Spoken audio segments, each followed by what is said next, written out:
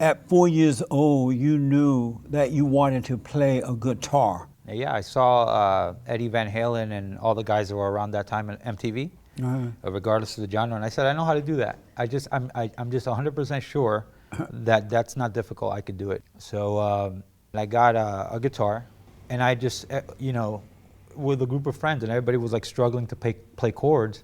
And I'm like, I'm not gonna play chords. This is where it's at. And I'm like, see that? So I was playing like very advanced guitar solos from ear without even knowing what the name of the notes were. Wow. Within the first week. I believe that too. You know? But I went back and learned the theory as years went on, and I improved. But from the get-go, I knew that I had something different, because I just could do things came naturally to me that bewildered other people. They're like, what is that? I don't know. I just know how to do it. You know what it is? When God gives you a gift, he gives you the concept behind it too, for you to understand. So, somebody may not understand how we upholster this furniture, but for somebody who's been given the gift of it, it's natural. Yeah, this is a seam and this is an angle, and if I cut it like this and that, but to us who don't do this, we're like, wow, that's amazing. How do they get this, round? Just with anything, building cars, music, it's art. Natural, that's right. It's natural, yeah. Is it true that before you play, you don't feel the need to rehearse? Yeah, I forget all my songs, all my lyrics, everything, until the day, like right before. I'm like, oh, that's what it says. And most of my playing is improvised anyway, so I stay within the scale. But what I do is off the cuff, so nothing's planned at all.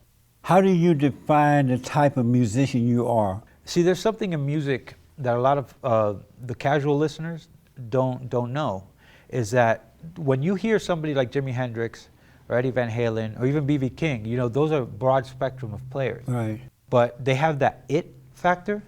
That's called phrasing. So it has to do with the way they hold and bend and the timing. Everything in their arm and their fingers does that. And there's no way to teach that. It's natural. So there's people that learn a lot of scales and learn a lot of chords, and they have the best equipment in the world, and they're funded, and they go out there and they sound very average. Right. But you can get a guy with a $20 Sears guitar, and he just sounds like something from another planet, because he has phrasing. So I have good phrasing, interesting, different type of phrasing, and that's what people hear. They're like, wow, it kind of reminds me of Hendrix, it reminds me of Eddie, but it sounds different. Yeah. Yeah. And I get that all the time. And are there musicians that you have respect for, you learn from, get ideas from?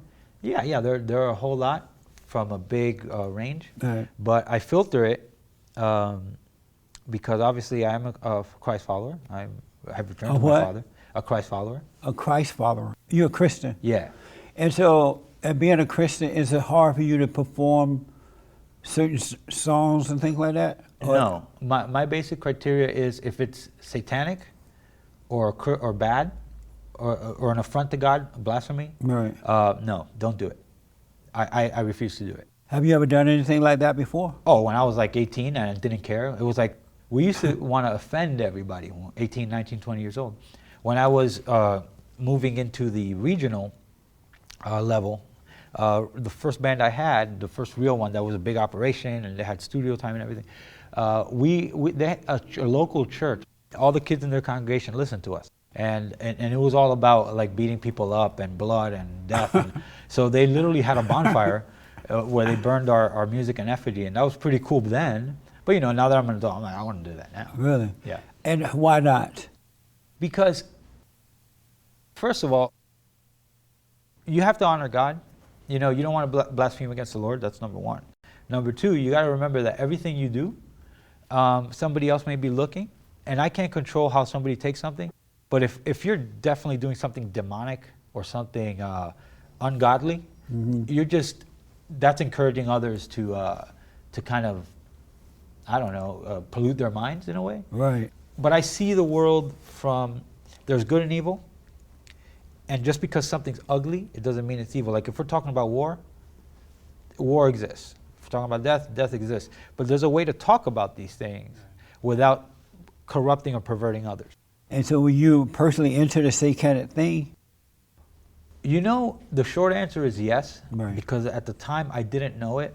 I thought that, coming especially from the Cuban perspective. So you're Cuban? Yeah, Cuban, Puerto Rican. I couldn't tell if you were Mexican, black, or Cuban, Who or all knows? of the above. Who knows?